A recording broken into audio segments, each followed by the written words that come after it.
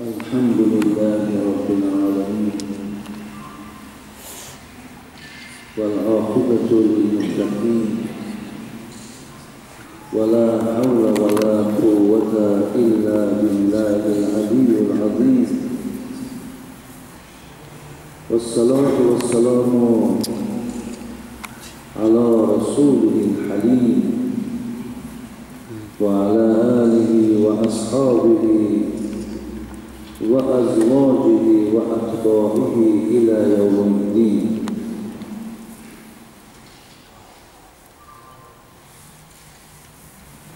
بدان ای بنده قدر زندگی را،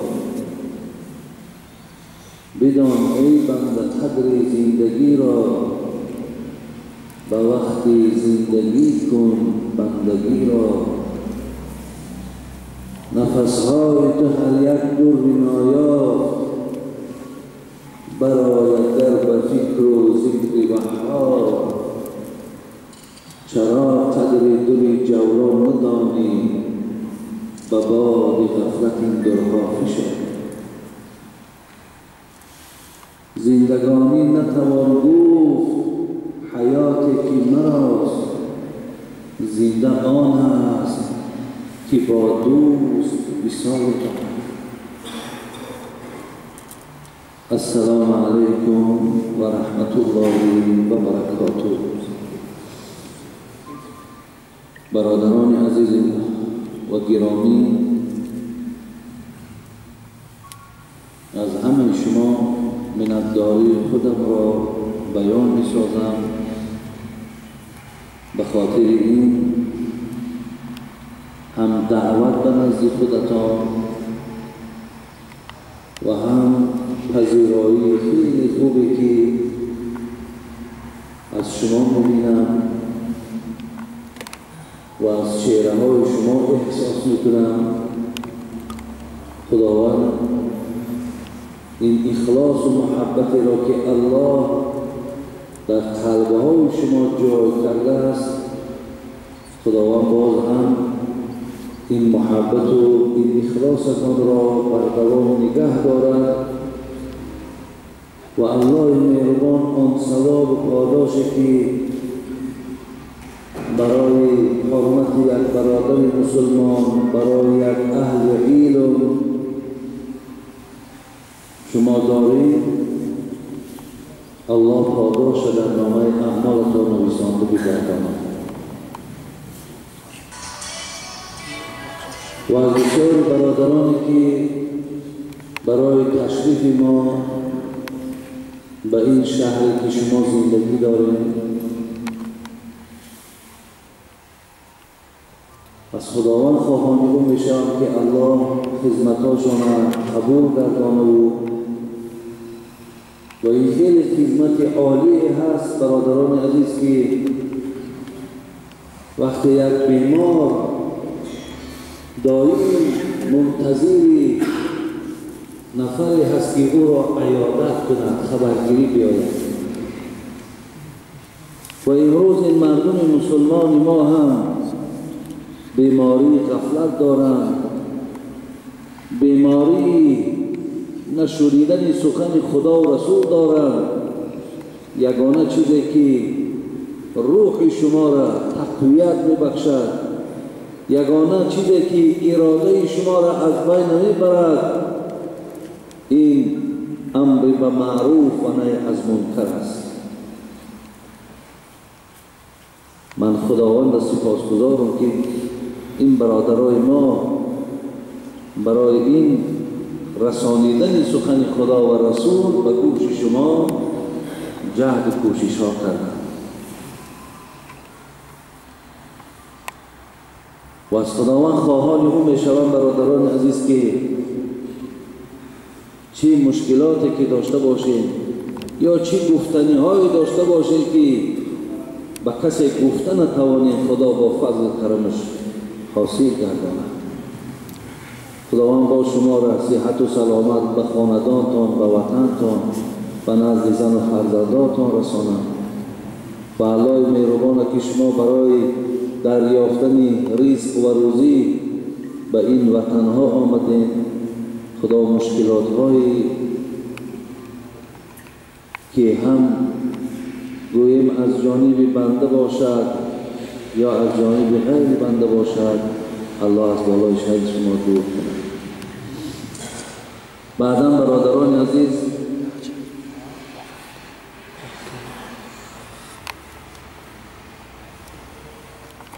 استاد ملکه داملو مسئله را که بعد شما گفتگو کرد، این مسئله دوستی، مسئله محبت، مسئله یکدیگر را به خاطر خدا حرمت کردن. ما برادران عزیز وقتی در مغلطگارس بودیم، وقتی در چیرنس بودیم و بسیاری از حالتهای را هم دیدیم و بسیاری از مسئله های را شنیدیم، ولی اون چیزی نیست که من با طریق این میکروفون و شما گوشزد کنم یا در تلفن های شما ثبت شود میگه همین بینی گنده اینه که چیکارش کنیم که از خود مانه. ما را نمیتونیم برادر عزیز که پیش یک کس بیان سازیم و تا شأن ما خود منقطع شود. شخصا یک زمان همچون یک گویم خیلی چیزی شاید مخفی نزد خود ما نگه دارم، ولی من فقط با طریق عموم بیان میکنم در کسی که این کمبود و این نارسایی هست، اگر خدای مهربان به شما عقل داده باشه و توفیق داده باشد، بعد خودتان اصلاح کنید.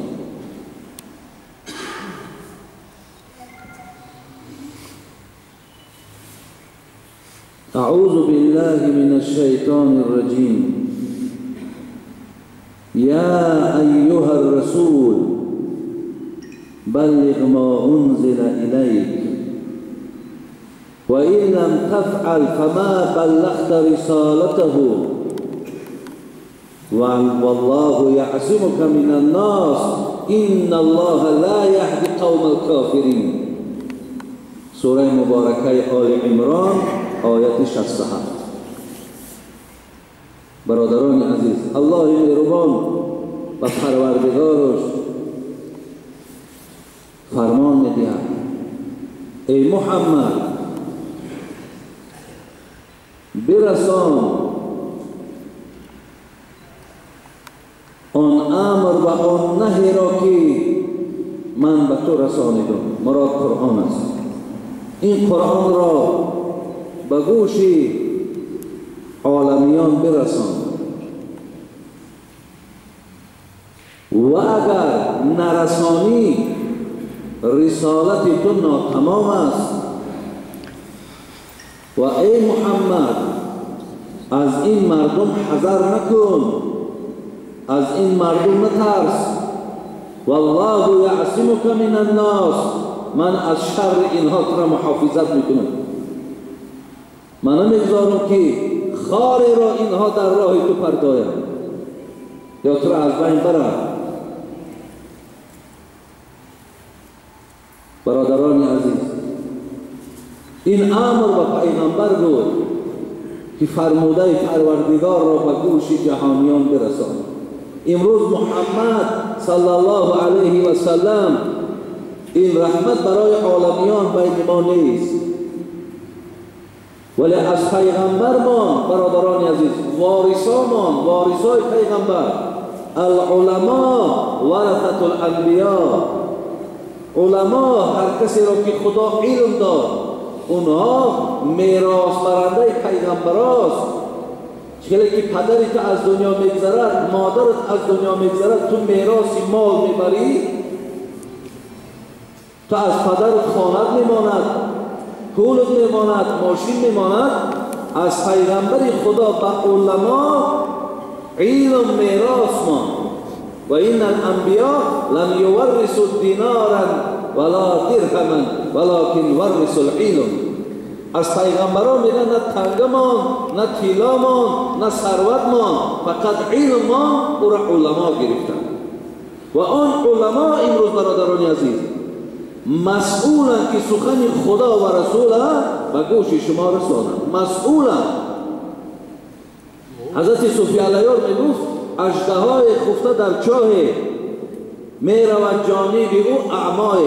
اژدها همون اژدهای خود ما میگیم، همون درنده های دهشتناکی که بنده های ناسپاس و بنده های گویم نافرمان و بنده های سرکش منتظرند. همون اژدها به جانب او یک آدمی که گویم بیخبر یا ناآگاه به سوی همون چاه رفته است. خدا رحمت کند صوفی علیه را ببین چه عادی میگه دادرای جان. خدا کنه که شما این سخنهای من در همین جگر شما تاثیر کنه و شما پیرو این سخنهای عزیزای خدا شد. اژدهای خفته در چاه می رود جانب او اعمای. تو که دیده خبر نمی سازی. اشاره به من است، اشاره به دیگر اهل علم است. وقتی تو میبینی که این مردم راه نادرست می رود، وقتی خاموش نیستی، تو که دیده خبر نمیسازی، با مسلمانیت چی مینازی؟ وقتی نمیگویی، وقتی خبر نمیکنی، وقتی آگاهش نمیکنی، چی مینازی به این علمت؟ چی مینازی به عالمی؟ چی مینازی به ایمانداری؟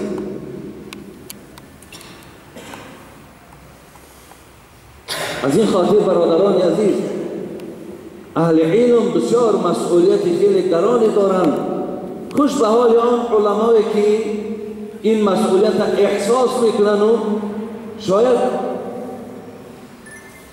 مبالغه بدم نشود جانشان در کف دستشان میگیرن ولی برای مردم سخن خدا و رسول میگویند. ولی در عوض این برادران عزیز شما باید اهل علم دوست دارید. دوست داشتن من به خاطر اون نمیگویم که من اولا که من دعوای عالمی ندارم برادران، من خاک پای علما میشم.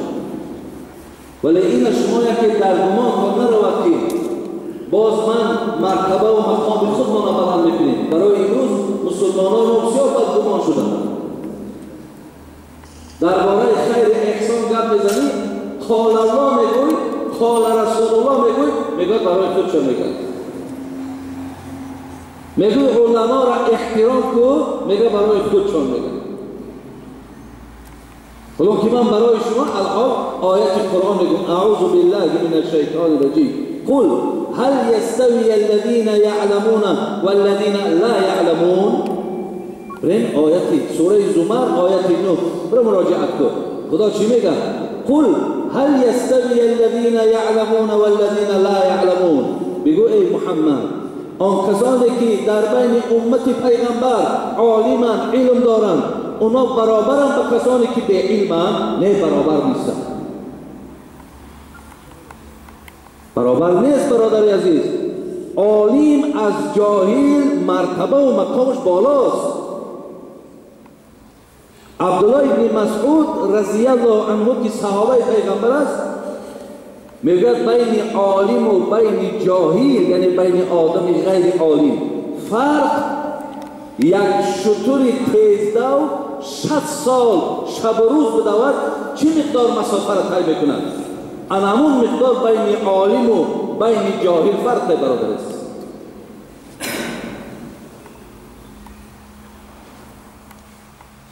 خداوند در قرآن میفرماید اعوذ بالله من الشیطان الرجیم الذین اوتوا العلم درجات.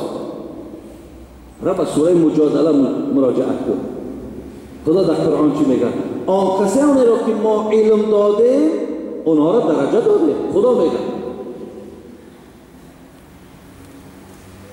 اعوذ بالله من الشیطان الرجیم انما یخشی الله من عباده العلماء.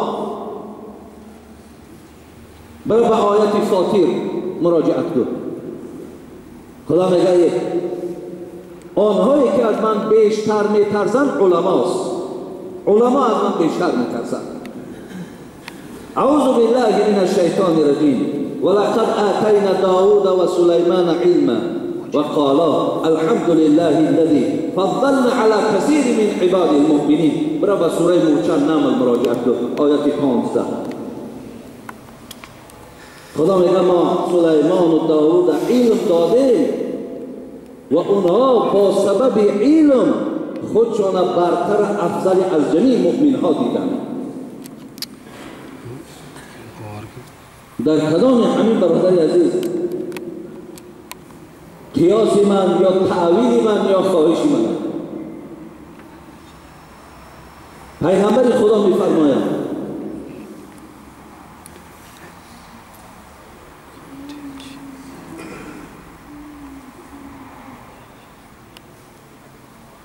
راویش از ذهنم دور رفت ولی حدیثی صحیح است.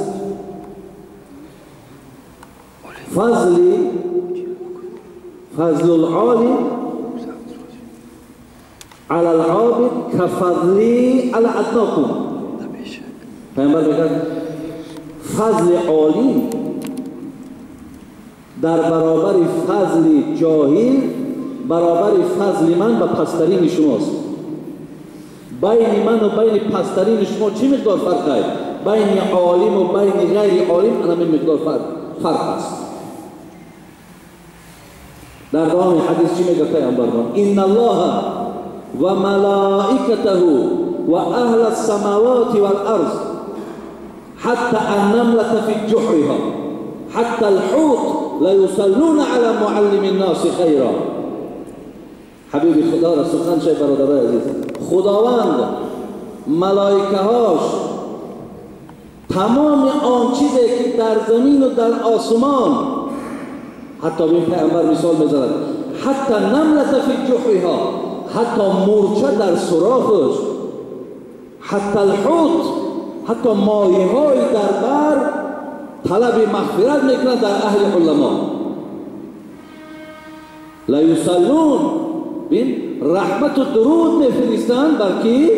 بر علما. ابو هریره روایت میکنند الدنیا ملعونة ملعون ما فيها الا ذکر الله تعالی و ما والاه و عالما و متعلما. حبیب خدا چی گفت؟ دنیا لعنت کرده شده خداست مگر 4 چیز از این لعنت استثناست. یکی ذکر خدا، همین حلقه‌ای که ما می‌نشینیم این از لعنت خدا دایم خالی است، اینجا رحمت خداست. و ما والا گفته الحال شما پیشین خواندیم، الحال شما روزه دارید، در طاعت و در عبادت لعنت خدا نیست، رحمت خداست. و عالما و متعلما، علما و طالب علم ها در دنیا از لعنت خدا دائم خالی هستند، بالای سر اینا دائم رحمت خداست. پس برادر از من برای چی بیان کردم؟ برای آن که شما اهل علم دوست دارید. هیچ وقت برادر من یک نکته نازکی دیگر شما برای شما گویم، وقتی من از زنگ میزنن از همینجا میگن داملا ما وقت دیسک میمانیم در خوابگاه ما یا در کوارتیرمان یا در کجایی باشد. در اینجا نفرهایی هستند که نماز میخوانند، الحمدلله دعوای دینداری دارند، ولی بسیار حقارت‌های قبیح میکنند علما را. میلش برادر عزیز، میلش. لیکن سنت الهی همین است. هم تا پیغمبر نازنینه که مورچه در زیر پاش آزار نمیافت چیها کردن در حقش.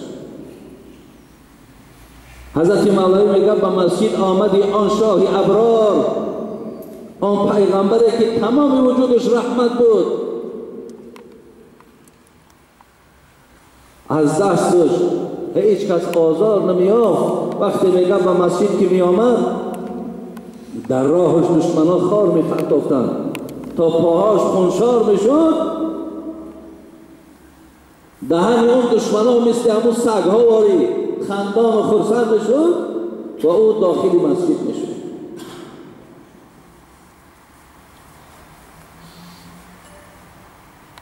ولی دادرای جان، من فقط برای اون بیان میکنم که شما کاری کنید که به این عمل خودتان یکی مبادای سر خودتان رو نخرید، یکی مبادا یگان قهر خدا و غضب خدا در حق جان شما نشود.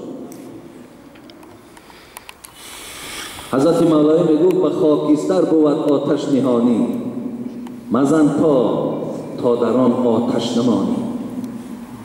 میگه دایی میدانی که آتش تای خاکستر ده، این بالا خاکستر ایو لخچه همون علا در زیر خاکستر ده. میگه علما میگوید مثل همون لخچه علا هستن که بالاشون روپوش ده، تا یکی نادانسته به معنای یکی قصدن تا نمان که پات میسوزن.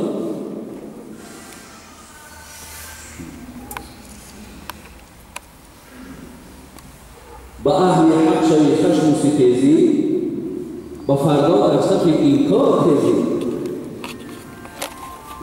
اگر در دنیا منکر شانی، در دنیا دشمن شانی، در دنیا بچه‌ها ببینی، میگه فردای قیامت در قطار آدمانی که منکر خدا هم سر ببرید. شوی مخلص در اینجا با محبان. اینجا در مثل این دادرای ما که میبینن اهل علم چهره هاشون پیشاده میشوند، خرسند میشوند از حضور بنده های خدا، از حضور علما. ها از این و زنگ یا دیدار بینی شود یا زیارت شود، یک سخن گوش کنید. اگر این خیلی مخلص باشی، شوی مخلص در اینجا با محبان، شوی محشور فردا بین ایشان. اینجا که دوستشون بداری، حضرت مولوی میگه فردا از پهلوشون سر ببرید. در زیر حدیث پیغمبر المرء مع من احب، کسی را در دنیا دوست داشتی همراهش در قیامت یک جایی.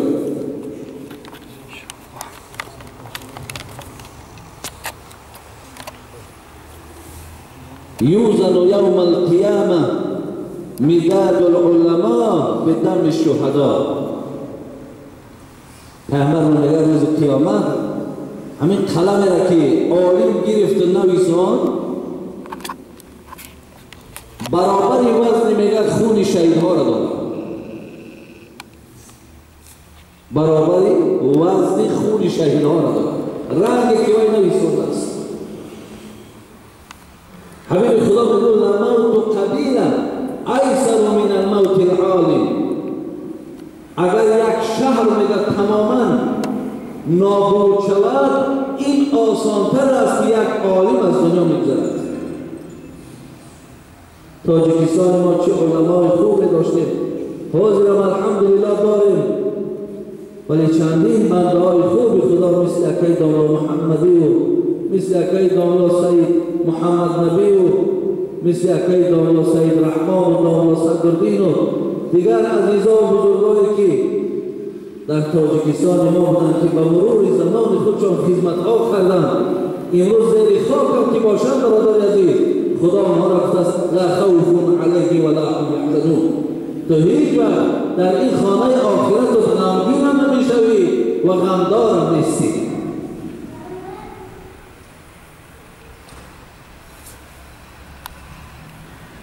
در این بابت برادران عزیز من صحبت طولانی هم نمیتونم، فقط برای آدمی که گفتی حضرت مولوی اگر داری بسر یک ذره هوش بکن این دو سخنها حقه گوش.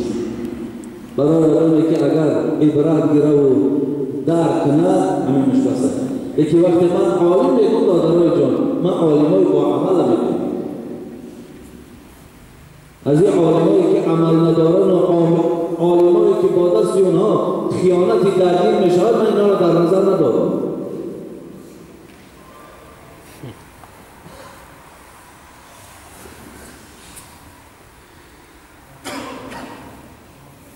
دیگر مسئله که حضرت استاد در مسئله یکدیگر را احترام کردن برادران عزیز،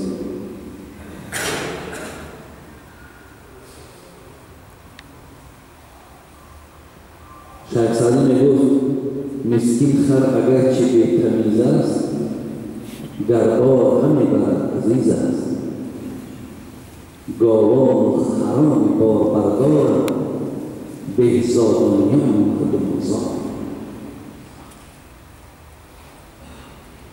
برادران عزیز، آیا حق به جانب شیخ سعدی نیست؟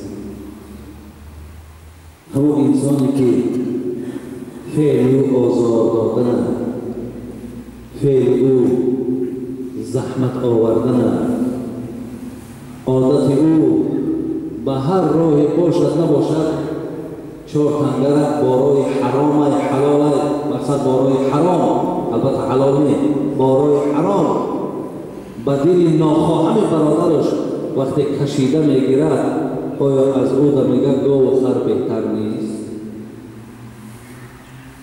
حالی در یکی از کتاب‌های فقهی داره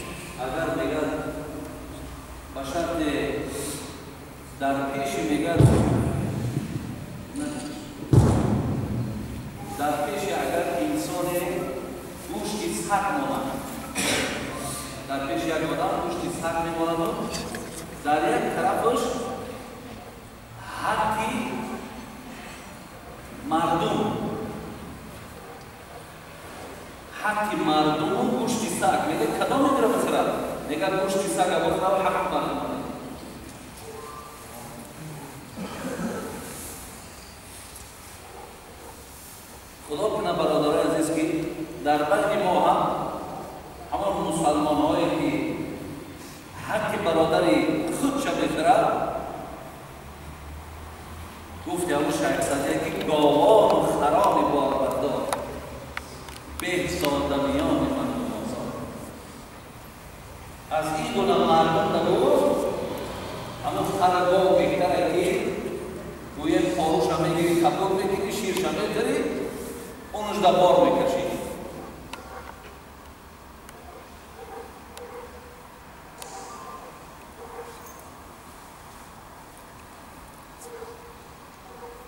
ابو موسی اشعری که یکی از صحابه پیغمبر است میگفت المؤمن للمؤمن كالبنيان يشد بعض بعضا وشبك بين اصابعه. مؤمن نابسته وای روسه وای تاجیکه وای مقصد امریکایی کدام ملت باشد مسلمان است، مؤمن است. دیگر اینها باید مثل آشیانه ها باشد. یعنی آشیانه دویم در حقیقت آشیانه یکم نیست، یکم و دویم با سیم با در خلق بر پایه اینها نیست و حتی میگم الله دستش انداخته اینش با اینش باید همچنان باشد. در بین ما برادران عزیز و گرامی، هر گاهی که اگر دعوای ایمانداری شد ولی محبت نسبت یکدیگر نشد، پیامبر گرامی چی گفتن؟ والذی ابو هریره در صحیح مسلم آمده است. پیامبر میگه قسم بر آن خدایی که جانم در دست اوست، لا تدخلوا الجنة حتى تؤمنوا، تا زمان آدم مسلمان نشود جنت نمیرود. جنت برای غیر مسلمان حرام است. یگانه جنت، داخل جنت فقط حق انسانی است که با محمد ایمان میاره، با قرآن ایمان میاره. خدا قرآن در صراحتا گفت و من یبتغی غیر الاسلام دینا فلن یقبل منه وهو فی الاخرة من الخاسرین. کسی غیر قرآن برای خود کتاب بگیرد یا غیر مسلمان شدن برای خود بندگی فهمد، خدا گفت که من از اینها آن راه را قبول ندارم و از جمله زیانکاران در حق جان خودشان روز قیامت است. جنت برای مؤمن و مسلمان است. دوم، در دوام حدیث پیامبر گفت ایمان نداری تو گفت ای برادر عزیز تا زمانی که اگر در دل با نسبت یکدیگر محبت نداری. اگر نمی جمعیتی که در همینجا هستیم ما با یکدیگر نابسته ای محل ما راز بدبختی محل گرایی بسیار برادرای عزیز گویم فکرهامون هم پریشان کرده که از همه در بدبختی خیلی و خیلی سخت در حتی اگر سوره تکاسر را بخونیم الهاکم التکاثر حتی زرتم المقابر، همین محسوس در حکمون محلگرها هست.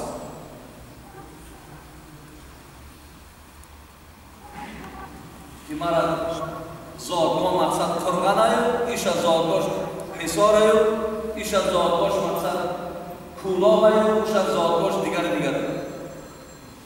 وقتی بر زادگاه ها تقسیم کرده، وقتی هر کدام در حلقه های خود ما نشسته، برادری عزیز یک وقتی که انتخاب کردی میلش آشون شود، لیکن از ایمانداری دست داشت.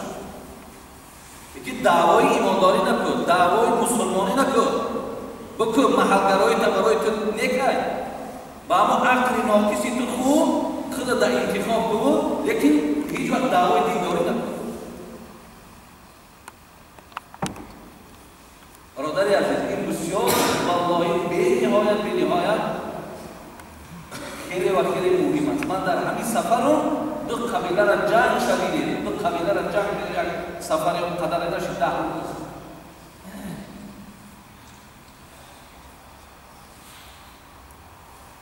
جنگ یکی قبیله را می‌زدن.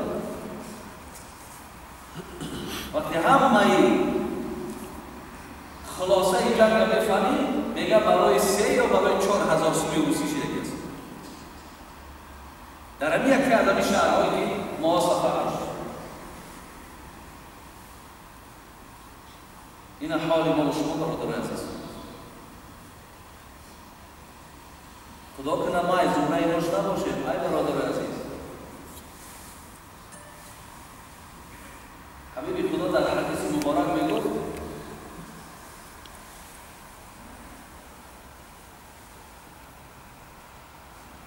هرگاهی که دو برادر مسلمان نابسته از قبیله شد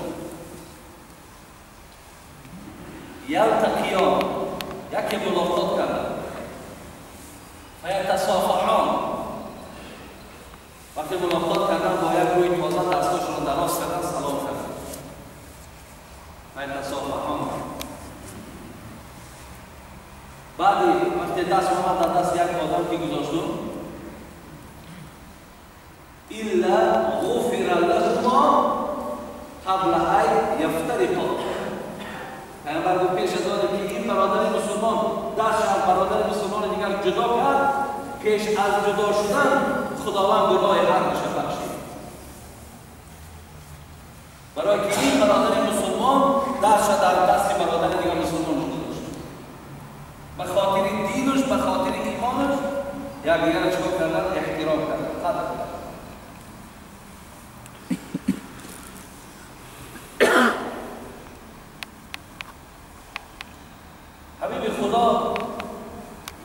خانه کعبه را زیارت کرد و به سوی خانه کعبه مراجعه کرد ما اطیبک و اطیب ریح. ای خانه کعبه چه بوی خوش داره و چه زیبایی و من اعظمک و اعظم حرمتک و چه بزرگی و چه احترام بزرگ داری. بعد در دوامش چیش بود والذی نفس محمد دیگه خانه کعبه اصلا بر اون خدایی که جان محمد در دست اوست لحرمت المؤمن اعظم عند الله حرمتا منک. اصلا بر اون خدایی که جان محمد در دست اوست حرمت یک مؤمن در پیش خدا بالاتر از حرمت تو.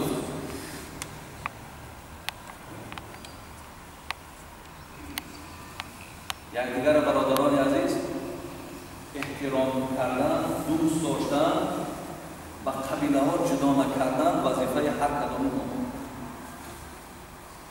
هر کدام ما را وظیفه بدن. این کار خیر نمیده. این کار نیکی هم نمیده. بی عزیزای خدا را بی شیخ سعدی این خیلی آدم هم خر میگه هم گاو میگه. دیگر مثل که میارد میگه سر برای آدم شرف دارد که دلی دوستان بیازارد. میگه از یک آدمی که دل آزار نسبت بنده های خدا میگه از اون از حق بهتره. که این سخن را حقیقت باید تا معانی به دل فرود آید. میگه من این سخن با فکتش میگم با دلیلش میگم. این که نمیگم که تو باید که ملال نشوی. آدمی با تو دست در مطعوم سگ بیرون آسان معلوم. حیف باشد سگ وفا دارد آدمی دشمنی را دارد. میگه برادر از بین تو باید برادر مسلمان دست در کمر دراز بگیریم در یک کمر بگیریم. ولی باقی مانده شما را سگی که آستان خانه بیرونه او کس میگیرد. ولی تجربه میگه سگ پس مانده میخوره وفایی دارد. آدمی که در پهلو میشیند و میخورد دشمنی میگیرد.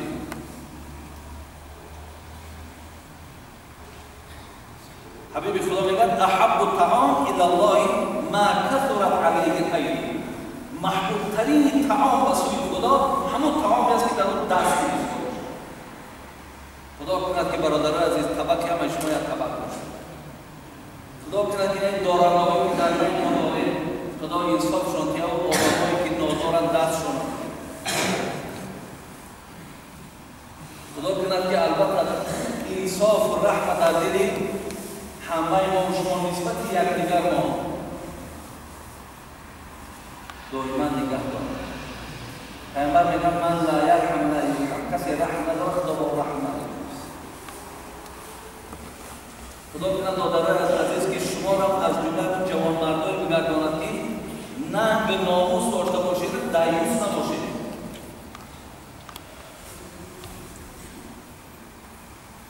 و معنای اون میگویم که از یاد زن فرزنداتان به یاد نباشید. تلفن‌ها یک سیم کارت دارم آخرش 3 رو میبرم. دیگر نمیتونم از دسته زبان‌ها که زیاده دیگر نمیتونم. والله ممکن 70% این زبان‌ها فقط در حق این مردمی که زن‌ها را پرتاب دادن یا زن‌ها را سراغ نمی‌کنند. امروز مثلا در دولت‌های روسیه و شنیدگی ما از 2 میلیون زیاد تاجیک است. اون سه رو که شب شنیدید. اگر برادران عزیز شما اگر در یاد اونها نباشید و سراغ اونها نباشید آیا همین برادر عزیز دیوسی نیست؟ همین بیننگی نیست؟ همین بیناموسی نیست؟ پیش از آمدن کتاب یوسف قرضاوی را خواندم قول امام غزالی را میگه حق زن به گردن مردک همینه که در 4 روز یک بار باید خانه‌داری کنه. در 4 روز باید یک بار خانه‌داری کنه. یکی از بس که شما عذر داره حداقل چه مقداری که امکانیت شد در حال خبرگیری کنید. نگذارید برادران عزیز که خانه‌هاتان حرام شد. نگذارید که نفسی طغیانگر دارن و مجبورشون کنن، مجبور بشن برای یک کاری رفت سر بگیرن و خانه که را حرام کنن. لیکن در اما حرامی اونا تو ضامنی و تو سببی. این هم بسیار برادران نیست احتیاط کنید. از همین جای ساده زنها را طلاق نکنید. من اگر ساده کرده بودم برادر عزیز و در کدام دنیا تو در اینجا آمدگی از سال 2 سال مشغول کاری بود، زنی تو در پدرت، در مادرت، در اکت، در خواهرت خدمت میکنن. اونم که در اسلام نیست. من اینو مشکورا بگم، اسلام در این نیست که زنی تو با وصی دیگه مشکل داج مشکلی پدر مادری در این کلام کنه. او خدمتی تو در پدر مادر نیست. خدمتی عقا و خواهر تو در نیست. ولی به خاطر که همون بیچارا ثواب بگیرن میگن، به خاطر که برکت از زندگی بیاون، دعای حضور شما بگیرن، دعای خانواده شوهر بگیرن. همین که خدا انصاف شما داده، خدا انصاف شما رو کجا بده؟ از همین جمعه سنگر که تلفن نمیگیرید، با خطا خیلی از اون بگیرید که گویا که اگر قطعی زن گفت زدن این خیلی برای شما پستی باشد، این جوان مردی نباشد. یکم دیگرش که ناسنجیده یک کمی اکت زنده بزنن، یک قطعی نمیزنن ملا شدیم نمتری گفت نمتری در آتا الان 3 طلاق کرد روز سیاه نشان نمید. برادر به خاطر هیچ کس طلاق نکن، به خاطر هیچ کس طلاق نکن. آتر زن میزنن، آچر زن میزنن، خواهر زن میزنن، میلش بگو، میلش من میام حل بگیم. اولا همین خودش به ادبی و به فراستی که همین جنجالی که در خانه شد، شما یک آدم خیلی آواره زن ها میزنن، تماما دیگه حالت شما رو ویران میکنن. باید این چیزها چیزی تلفنی نیست. اگر زن بخشید، اما زنها بودن زن بزنید، بگذاره من در آن مادر شد، مادر شد، دیستا وقت از همیجا که رفتید، اور حلقه چه در آن طلاق نکنید برادر.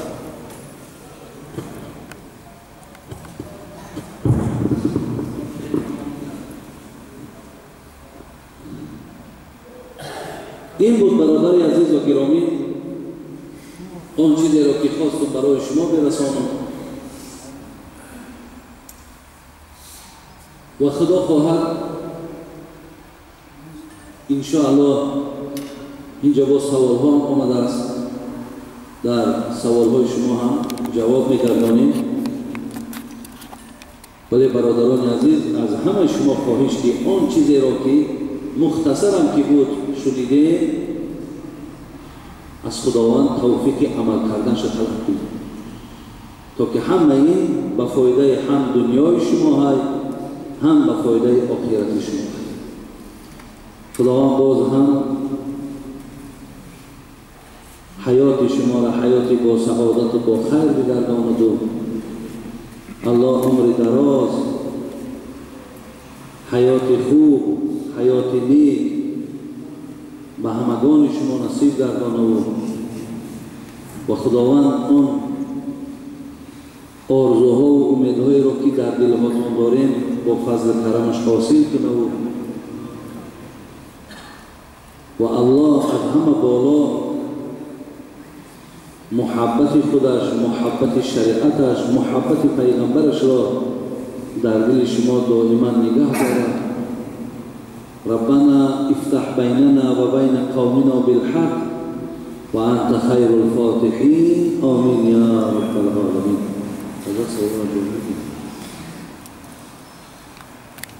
الحال که با سوالا باشد دهنکی هم می شود، دهنکی هم این حضرت املا را هم سوال کنیم، خدا خواهد شنیدیم. بسم الله الرحمن الرحیم. السلام علیکم و رحمت الله. سوال دارم، ما در همین شهر اجاره نشینیم و راننده هستیم و به طرف دیگر شهرها بار میبریم، زیاده از مسافه 120 کیلومتر. آیا ما نمازها را پرره خوانیم یا قصر، هم در شهر و هم در راه؟ التماس بابای حاجی سوال ما را جواب دهید و یک دعای خیر کنید در حق ما. السلام علیکم و رحمت الله. برادران عزیز و گرامی، مطابق مذهب خود ما امام ابو حنیفه از 88 کیلومتر علاقه ما و شما طی کردیم مسافر به حساب می‌کنیم.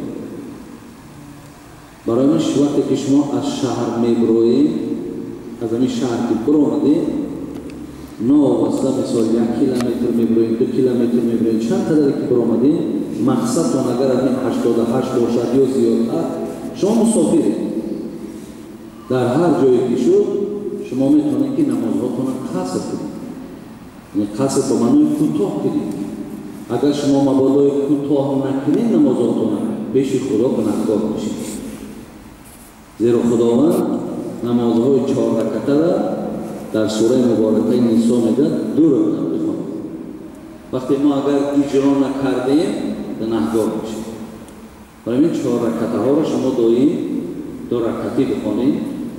وقتی اگر همین مسافه‌ای که من گفتم شما اگر طی کنید برادران، ولی مقصدتان اگر به اون جایی که بار میبرید تا 15 باشد رفته رسیدینم قصر کنید. یکی نیتتان 15 روز زیاد باشد، همین راه در چند نمازی که باشد قصر خواندن گیرید، همون مکانتان را که رسیدید نیت 15 که زیاده اونجا پر رفت. با گشته آمدن هم همین که رهبرت قصد میکنیم، اینجا که رسیدین همین جای مقیمی تانده با نمازاتانه برخ. فهمو اصلا دیگر یکان چیزی ایلاوه نکنیم میشه. سنتوی در سفر مطابق مذهب امام ابو حنیفه برادر عزیز، اگر میگد سفری باشد که مقصد رفته است یا عجله دارید یا سواسیمه ای، در این خیلی حالتها ترک شدنی باقی ندارد. ولی میگن اگر به شرط شرایط فراهم باشد بخوانیش همچون ثواب نماز نفل در میاد. و اگر ترکشم که کند گناهگار میشه. صورتاش همین. السلام علیکم آقای حاجی میرزا، از شما احترامانه خواهش میکنم باید برادر من دعای نیک کنید. خب که نامش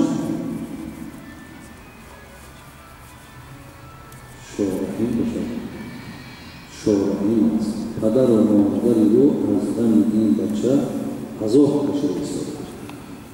خدای می‌دونم برادر ما انصاف شدن کنه و الله توفیق شدن باز رفیقش گردانه و پدر و مادرش خداوند عمر دراز و ایمان کامل کرد و الله مهربان هر تمنیاتی که پدر و مادر دارد خدا با فضل و کرمش حاصل کرد.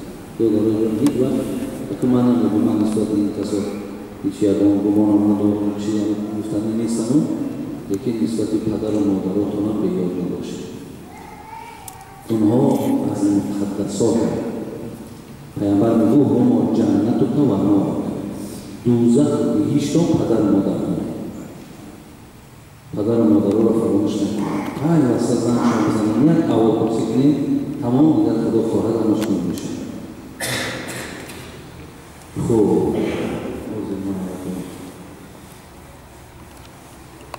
السلام علیکم و رحمت الله و برکاته. بابای حاجی پدر و مادرم حیات نیستند، در حق ما دعا.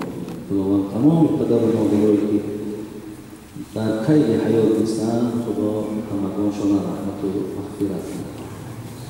السلام علیکم بابای حاجی. 9 اپریل سفر داشتم از روسیه به کلو تا که از شما دعا بگیرید که در حق مادر بیمار من دعا کنید اما دریافت نکردیم شما را. افسوس که مادرم نیست در حیات. 15 ماه گذشتن در حقش دعا کنید. خدا مادر شما را هم رحمت و مغفرت کنید. خداوند اشتباه و کمبودی که در حیات کرده باشد الله با فضل رحمتش بخشیده بدهد. السلام علیکم دامدار محترم. یک سوال خواهش میکنم جواب بدهید. برای چی ما حنفی ها بسیارتر با قیاس دست بزنیم؟ جای روایت حدیث مندگی یا حدیث ضعیف را میگیم که میگه صد نامعقول بگید ما حنفی ها با قیاس دست بزنیم. اگر ما با قیاس دست بزنیم برای جان خود ابو حنیفه چی میگه؟ سخن مرا با آیت و با حدیث چین کنیم. اگر در آیت و در حدیث نیفتیم در دیوار زده پرچه پرچش کنیم. این سخن امام ابو حنیفه رو چرا با قیاس دست میزنیم؟ این مذهب در زیر قیاس تأسیس شده که امروز 60% مردم دنیا پیروی از این مذهب میکنند. اینها درک نکردن که این مذهب در زیر قیاس. یعنی قیاس شما میدونید قیاس چیه؟ با فکر. حالا که قیاس خودش در اسلام جایزه.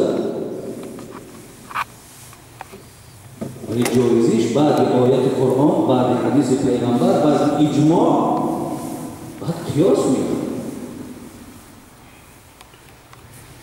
حضرت معاذ وقت پیغمبر روان کرد و طرف یمن چی بود؟ او چگونه در برای مردم حکم میکنی؟ گفت با آیت قرآن. اگر در آیت در نیافتی با حدیث پیغمبر، اگر با حدیث پیغمبر در اجماع صحابه از اینها در نیافتی با قیاس. ولی مذهب ابو حنیفه در زیر قیاس تأسیس یافته باشد و برای جان این عقیده در شما بسیار غلط کلام می‌بینید.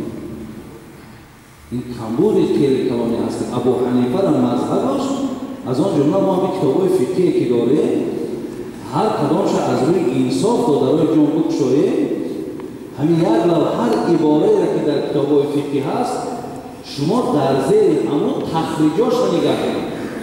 یعنی همین مرده که از آن جمله صاحب مختصر وقتی یک کلمه را در کتابش جای کرده است آیا همین کلمه را از کجا گرفت؟ مثل میگه فرض الوضو غسل الوجه من الشعر الى الاذن الى الاذن و اسفل الذقن. این یک عباره مختصر میگه یکی از فرض‌های طهارت شستن روی از دمیدن موی پیشانی تا زیر منه از این نرمی گوش تا این نرمی گوش. خدا چی میگه؟ اعوذ بالله من الشیطان الرجیم اذا قمتم الى الصلاة فاغسلوا وجوهکم. هرگاهی که شما به نماز میخواهید نماز خوانید رویاتون را بشویید. در زیر همین عباره آیت قرآن.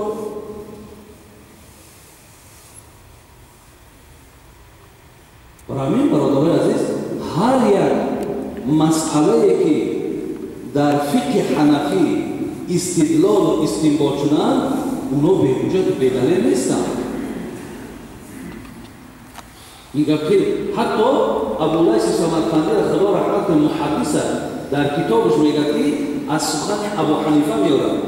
میگه ابو حنیفه برادر عزیز خودش گفته است که تا اگر ندانه که من از کجا گفتم شما حق فتوا دادن نداره. ببینید برای یک مسئله که من گفتم از دنبالش برای کنی که با کجا میرسید. وقتی رفتی و رسیدی بعدا حکم کن. اینها دلالت به اون عدل ابو حنیفه میکنن. برادرای عزیز ولی ما کیه؟ ما برادرای عزیز ولی علیف از بی فرق بکنیم. ما پیروی از ابو حنیفه میکنیم. در دنیا هر علمای حسن که امروز اونها را اگر از روی عقیده های دینی بگیریم پیرو با مذهبیتشون ضرورت نداره که پیروی از ابو حنیفه میکنن. مثل محمد تقی عثمانی امروز حیاته. تمام دنیای اسلام برادر عزیز مفتی عالمه مردم از فتواهای او استفاده میبرد، خودش پیروی از مذهب ابو حنیفه میکنه. من وقتی در خارج میخواندم که ما را استادان از سودان بودن، از عربستان بودن، گویا که حتی بعضی هاش پیروی به مذهب هم نداشتن، ولی ما عقیده امام طحاوی میخواندیم. ببین عقیده امام طحاوی ابوالعز مرد شافعی مذهب بود. وقتی میگه کتابخانه ابو حنیفه را خواند، در مقدمه کتابش میگه گشت مذهب ابو حنیفه را قبول کرد که امروز تمام دنیای عرب طالب علمایی که سعودی میروند، یمن میروند، کدام دولت که نباشد میروند، همین عقیده را میکنند، عقیده امام طحاوی که صاحب این حنفی مذهب است. مثال این هزارها برادرای حضرت مقدس و شما فراموش نکنید که پیغمبر خدا در حق امام ابو حنیفه هم عصر ابو حنیفه چی گفت؟ خیر القرون قرنی ثم الذین یلونهم ثم الذین یلونهم. یعنی بهترین انسانها پیغمبر میگه هم عصر من بودن، کسایی که در 100 ساله با من زندگی کردن. ابو حنیفه 80 سال بعد پیغمبر چشم به دنیا گشاد، هم عصر پیغمبر بود. شما میدونید که حضرت امام ابو حنیفه 7 صحابه را زیارت کرد، از آن جمله ترزانه کرد.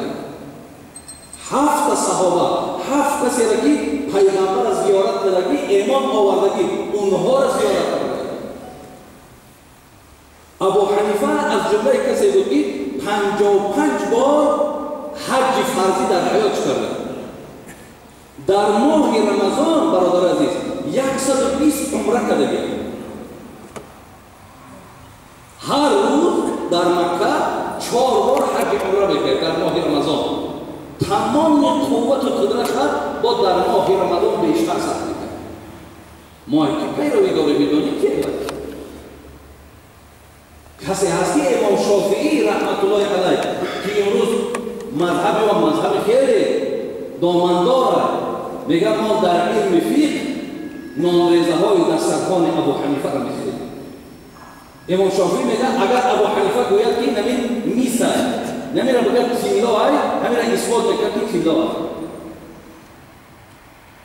علما در او برادر عزیز، علما در او سرخم کرده بودن. وقتی آدما در کوفه می آمدن اون زمانا بحثا بود، اون زمانا علما بسیار علمای بقوت بودن. میگه کسی میدرامد که با کی بحث کنید، با کی مقصد کامل کنید علم من، میگفتن کوفه برید و امام ابو حنیفه بحث کنید. اگر او برادر عزیز علم نداره و یا با قیاس کار میکرد، این علمای دنیا پیش او کجا میرفتن بحث کردن؟ برای همین داریم برادر عزیز گمانات را نیک اینها را دوست داشتن سنت هست. برادر عزیز دوست داشتنشان سنت هست. اینا بسیار برای حکمت کلام کردن.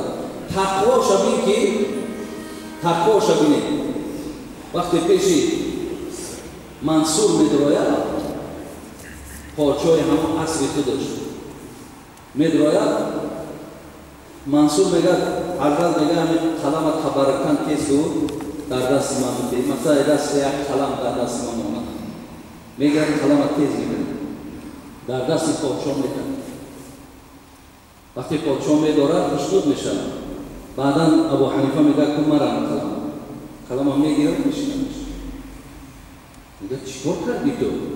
میگه امرت واجب بود اجرا کردم، ولی ترسیدم که با همین قلم من یگان حکم نادرست نبراری که پیش خدا دادن هم نگوشد.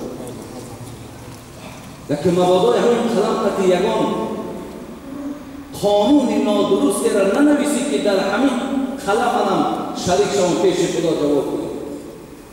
ابو حنیفه ایک شخصیت.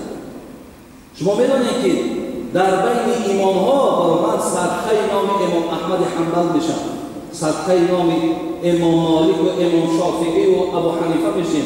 ما خاک پای اویم، ما اینها را بالای چشم نگه میداریم. ما زمانهایی که حتی در منبر بودم، همون زمان برادر پیروی از این 4 مذهب حق هر کدامش اختیار بگیرید کردن بگیرید. یعنی من دوستداری از این 4 مذهبم. ولی خود ابو حنیفه که پشت به پشت مردم ما به همین ابو حنیفه که آمدن، برادر عزیز پیروی این مذهبی یکان خلل زلیل در حیات شما ندارد. یا شما در یکان راه خرافات و بدعت و شرکیات نرفتید. ابو حنیفه بیزار ای بدعت، بیزار ای خرافات، بیزار ای شرکیات. این مذهب توحیدی است، یکتاپرستی است. بین امام ها از همه در 40 قاضی، برادر عزیز، قاضی که بگیم مکمل و تمام سوال مردم جوابگو از تمام مسئله دینی آگاه را ابو حنیفه 40 قاضی برادر. از آن جمله یکش امام ابو یوسف. امام ابو یوسف میگه وقتی خواننده مهمان شد، بعدا میگه وقتی خوراک خورده، حضرت میگه یکی در زبانش آیت قرآن از سوره مبارکه یاسین خوان. وامتازوا اليوم ایها المجرمون، وامتازوا اليوم ایها المجرمون. میگه این آیت تلاوت کرد. میگه عادت چه میدونستیم که کدام آیتی بر زبانش میامد که هر فراش میگرفت با 1 ساعت و 2 ساعت بس میکرد. میگه والله از پیشش کسیم رفتم سحر آمدم بالای جای نماز و نشستگی همین آیت رو میگه تکرار میکرد. وامتازوا اليوم ایها المجرمون. این چی معنی دارد؟ روز قیامت خداوند انسانها را 2 قسم میده. یک قسمش به جهنم میروند، یک قسمش به جنت. ابو حنیفه در همین خیال خدایا من در کدام گروهش باشم.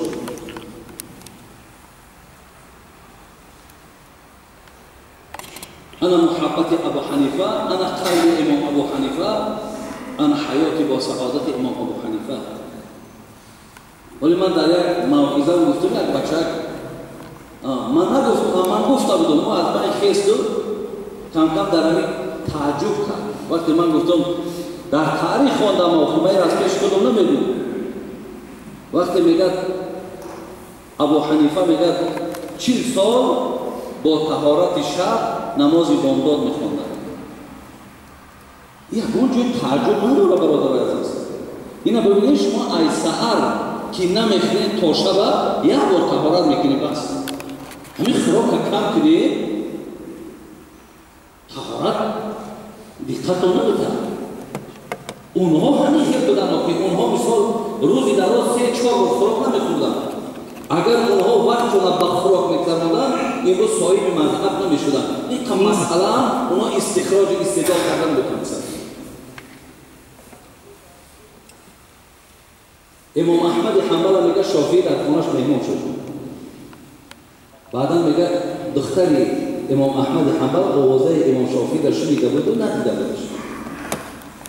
بعدا میگه از همون سوراخی در نگاه کرد امام شافعی را، زیرا که نگاه کردن عالم این خودش عبادت است.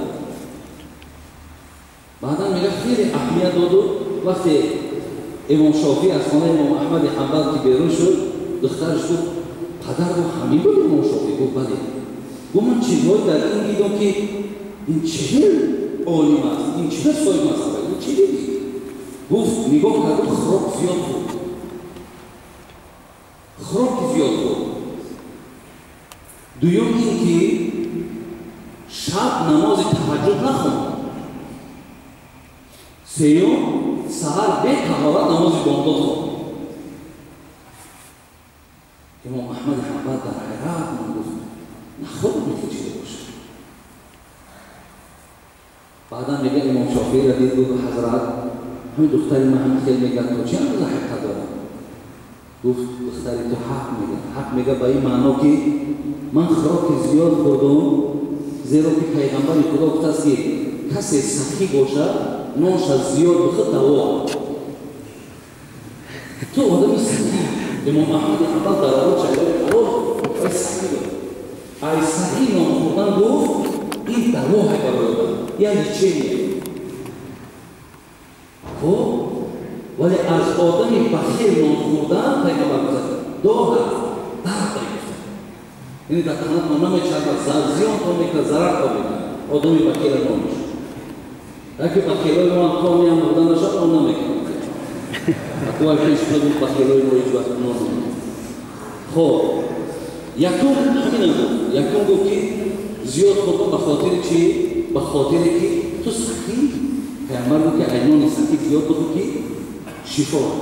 دوم من تهجد نخواندم، تو حقیقتا تهجد نخواندم، زیرا حضرت وقتی که بپوش کردم در همین بالین یک آیت قرآن در ذهنم گذشت، از همین یک آیت قرآن 60 مسئله بیرون کردم.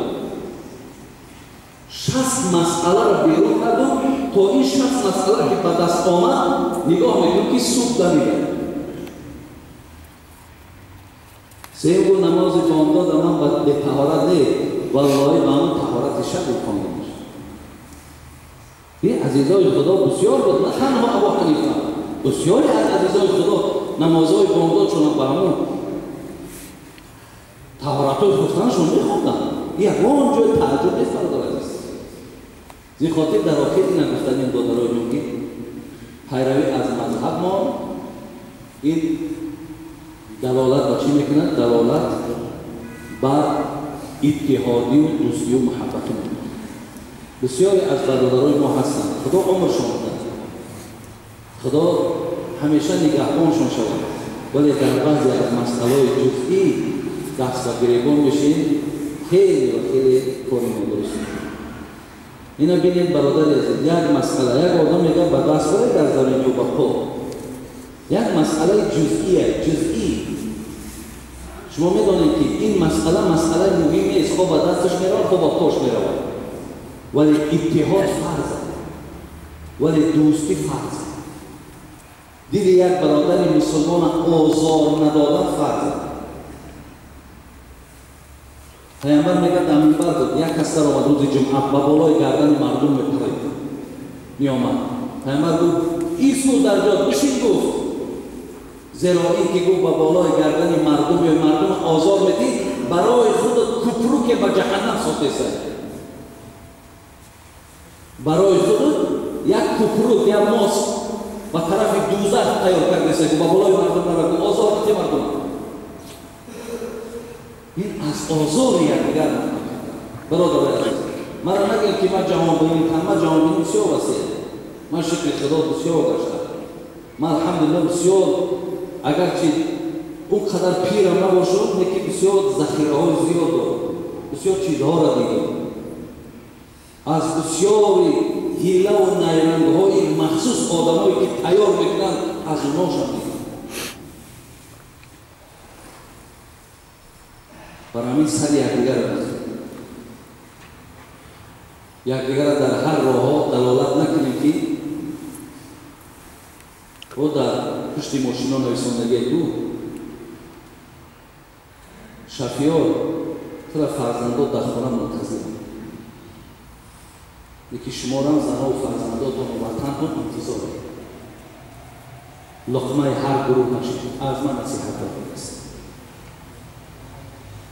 راه هر خطا و زلال، من والله دوستان میدانم که نمیخوام که شما زندانی باشید، نمیخوام که شما در همین جا که بسیار بیماره و در او داخل شما تماما همه را دست میدید. برای چی رفته؟ برای اندک یک مسئله که اون مسئله نه طرف جهنم میبره نه جنت میبره.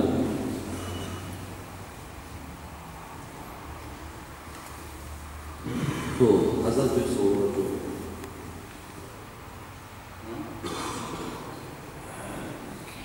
السلام علیکم دولمه محترم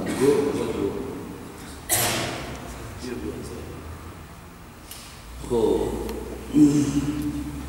یک سوال دارم، خواهش میکنم جواب با دلیل جواب. سوال چنین است، در وقتی خیلی اون مسئله بود که دادرای جان رو اشتباه های کسی میگه مذهب ابو حنیفه در زیر کیاس تأسیس یافته است، این غلطه، هیچ وقت نمی‌کنه. مذهب ابو حنیفه به آیات و به حدیث و به اجماع و به قیاس همش دلیل حجت‌ها دارد، طریق دلیل حجت نیست. خب در وقتی تکبیر تحریمه دست رو به گوش رساندن جایز است. این هم مسئله مهم نیست، برداشتنش نیست. бардоштан, ҳам паямбар рости китфош бардошт, ҳам паямбар то рости гӯшаш бардошт. Вале расониданаш ин муҳим нест. Мераса, намераса, инш муҳим нест. Фақат расиданаш ба хотири ва ки дил таскин биёвад ки аз ҳамон ҷои даркорӣ боло нарафтааст. Яъне бардоштанаш ки то ҳамин ростай инҷа ки даст ки расид, баъд дил таскин меёвад ки яъне то ҳамон миқдоре ки лозим буд расид. ва ило агар дасташ ҳамин ҷамъа омаду нарасида, чӣ боки надорад, намозаш дурусту саҳӣ мешавад. خب زیرا یک برادر خیلی دلیل زیاد با ما آورد. خیلی چه شرطه کردی شد. خصوصا از صحیح بخاری و مسلم است. چند کتاب فقه حنفی که دست به گوش رساندن نیست. دامون محترم دلیل ما است که دلیل ما از همین چیزی که من حاضر الحال برای شما گفتم. تا درای جامعه یک چیز دیگه دامون. شما ای بخاری و مسلم مسئله نبرید. ای بخاری و مسلم مسئله را مجتهد بیرون میگیرن. نه موضوع.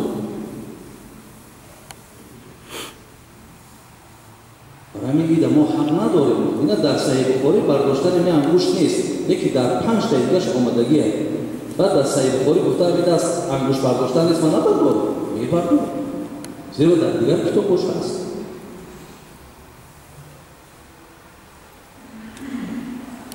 یا مثال در کتاب‌های معتبر مثال گوییم چی صحیح بخاری چی صحیح مسلم آمادگی است که نماز بدون سوره فاتحه جایز نمیشه. لیکن ما در سنن کبرای بیهقی داریم که رجالاش از ثقات میگه، حدیث صحیح میگه قرائت امام قرائت مقتدیه. برای این برآوردن مسئله از داخل حدیث این کار مجتهدها ها، این را متخصصا باید بیارید. نه من و نه کسی که مثالی من. ما صحیح بخاری را برادر عزیز معتبرترین کتاب بعد قرآن میدانیم.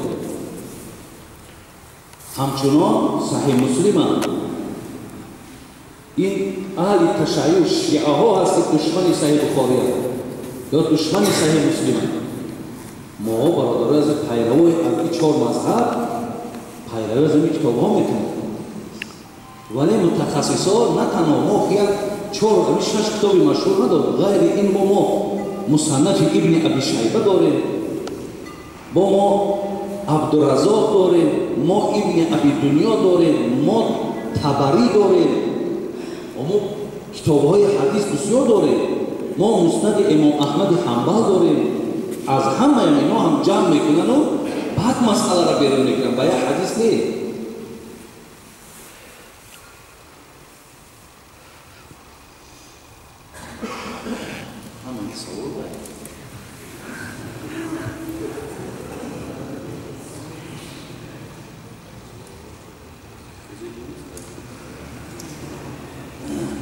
سلام علیکم بابای حاجی. امام اعظم رفع یدن کرده بود. ما گفتیم که مقصد پیروی از وقتی پیروای مذهب شد و رفع یدن که دلالت کرده است، پس از اینجا برمیاد که پیامبر رفع یدن کرده نیست. حضرت امام ابو حنیفه مثال رفع یدن نمی‌کرد. لیکن اما بار اولی که حدیثی که ویم از عبدالله ابن مسعود آمد که من دیدم پیامبر گرامی را که دستش برداشت و سوی گوش‌هاشو دیگر بار دیگر نبرداشت، حتی همین را برادر عزیز از همه در تصحیح کردگی همین حدیثی که پیامبر یک بار برداشته دستش میگه عبدالله ابن مسعود روایتش میکنه و البانی همین را صحیح میکنه. فقط صحیح قریبش میگه که یک بار برداشته. البانی که همین قدر متشدد است، با بگیم که همین پیر برادرای سلفیه همون با همین صحیح دیگه. السلام علیکم حاجی بابا. بعضی برادران کار می‌کنند در 100,000 و